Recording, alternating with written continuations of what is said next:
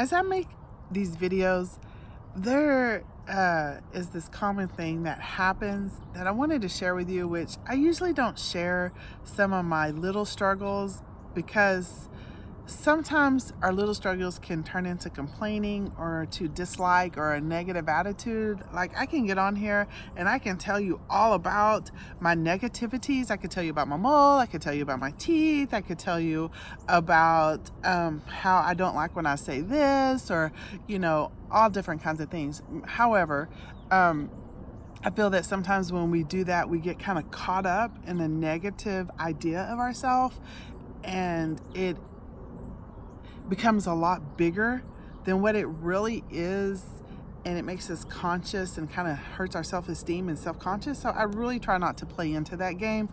However, on this one particular thing that I have noticed, I've also noticed that it is something that I could apply to my walk with Christ, that would be beneficial and could actually help me grow. And so I wanted to share that.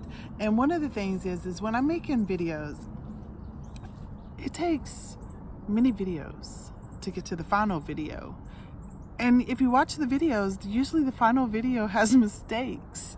So it takes many.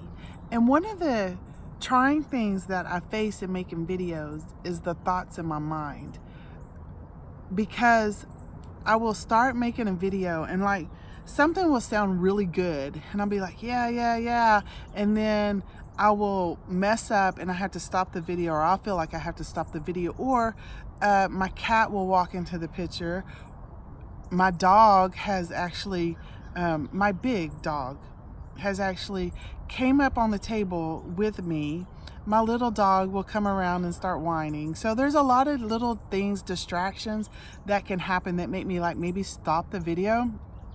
And what I find that I do is that when I go back to do the video, I liked how much it sounded the first time, that I try to repeat that.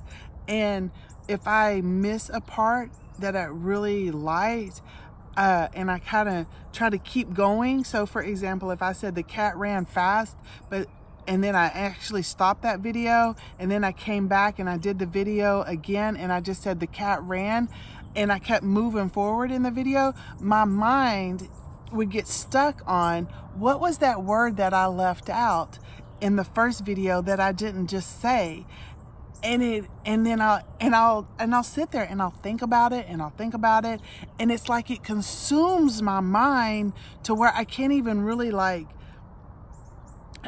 say what I need to say or get all my thoughts together. All my thoughts become very cluttery, and there's no there's no point being made, because it's just like I'm going around and around, and it's like I have nothing to say, because in my mind is so busy on what I said before, or we could say what I said in the past, that I can't even think about what I need to say right now or what's for the future. Do you know?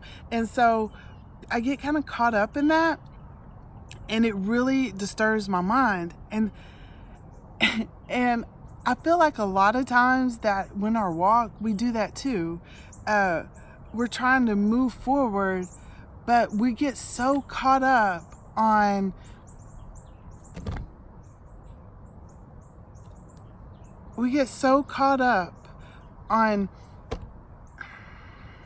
I'm sorry, y'all, my cat just, never mind.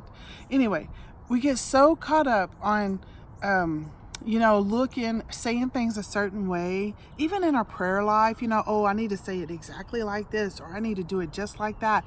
And when I said it like that, it was more profound, and it made more sense, and people agreed with me. And so I need to do it that way, or whatever we use to entertain our mind, that we kind of get caught up in that we can't move forward in what we are supposed to be doing, and it causes a lot of conflict and delay, actually, because in my videos I can sit out here for a good 30 minutes, and because the first one sounded really good but there was something that made me stop, I'll do it 20 more times until I get to the final product. And by the time I get to the final product, I'm just tired. And so I just do it and I say, I hope that's great. And I stop and I go on. But the thing is that I also notice though, when we do that, is that I'm able, by the time I get to the end, I'm kind of tired, right? And so I'm able to move more in faith and just leave the perfection behind. Because I'm just like, okay, whatever. I don't have to have it that way. And if people don't like it the way I said it, then oh well, I'll have to work on my delivery. But for the most part, this is what I was saying, and here it is, and here's the final product. And it's like at that end product, all the mental fight that was going on and everything is finally ceased. I've accepted how it is, and I'm like, okay, this is how it is right now, and I will move forward and improve what this is at this time. And I think a lot of times we don't get where we need to be in our spiritual walk because we're too busy holding on to the perfection. We're too busy holding on to, well, it should have been this way, or it should have been that way, that we never get to that final product. We never let God take us to that place where it's like, okay, this is it. Now do what you can with it.